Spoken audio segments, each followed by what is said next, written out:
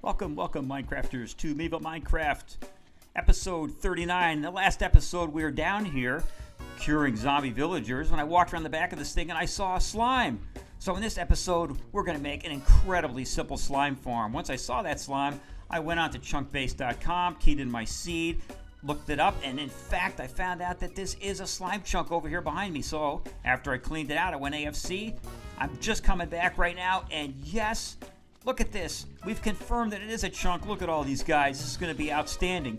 What's a slime chunk? It's a place in the game, a chunk in the game, a 16 by 16 square area in the game where slimes can spawn below level 40. They spawn on any spawnable block at any light level.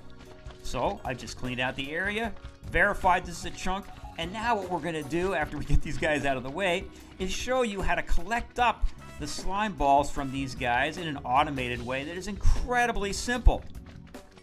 Now, the design of this collection system requires that you be within 24 to 32 blocks of this area when you're AFC or if you're down here working in the area, because it requires that the slimes be hopping around like this. It's going to demand that they move. We're not going to have water to push them around or anything like that. We're just going to make sure that they can move around when we're in our little AFC or when we're down here in this area. And the design that we're going to use does not require that you hog out some huge giant area. It's only got to be about 4 or 5 blocks tall like we've got right here. So what I'm going to do is set up the little collection system, and I'm going to do an AFC session, and I'll be right back. So here we are. I built the little slime collection system, and it didn't take more than about 20 minutes. I did an AFC session for about 5 hours. I just set myself up down here. So we're going to collect up a little bit of XP from our buddies right here. And then we're going to go out and look at the slime collection system that we put in. And the way that we collect up the XP is I just got this TNT block right here. Just going to touch it off with a little bit of flint and steel. Step out of the way and let these guys detonate.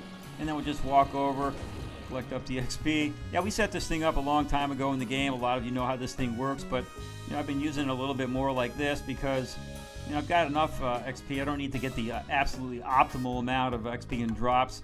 Let's get rid of the stuff that we don't need here. Look at that. We got about a stack and a half of rotten flesh there. That's really cool.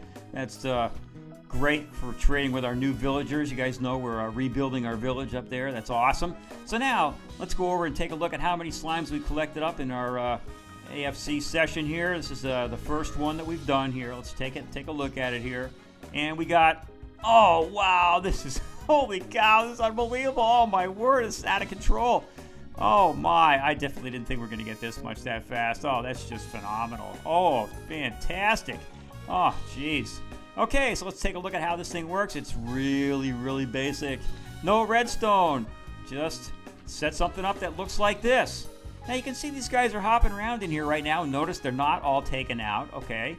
But, when they're just randomly moving around in here, they run into the cactus.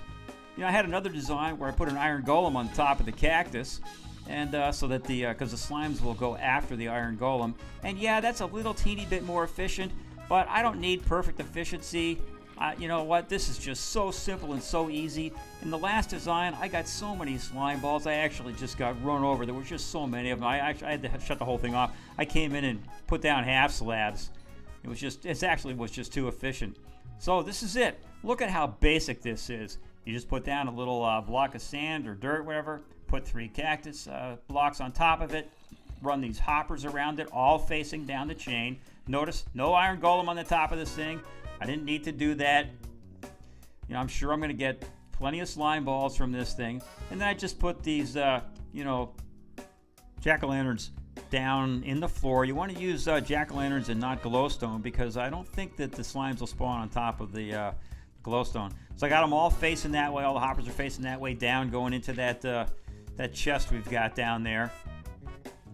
And I mentioned before that we used chunkbase.com. I'll put a link to that in the description screen. That's how you verify and confirm where your slime chunk is. So let's go down and take another look at that chest that's down here. You can see the hopper facing right down into it. Boy, I'll tell you, I'm probably going to have to start stacking these chests up because these things are going to fill up so fast. It's going to be amazing.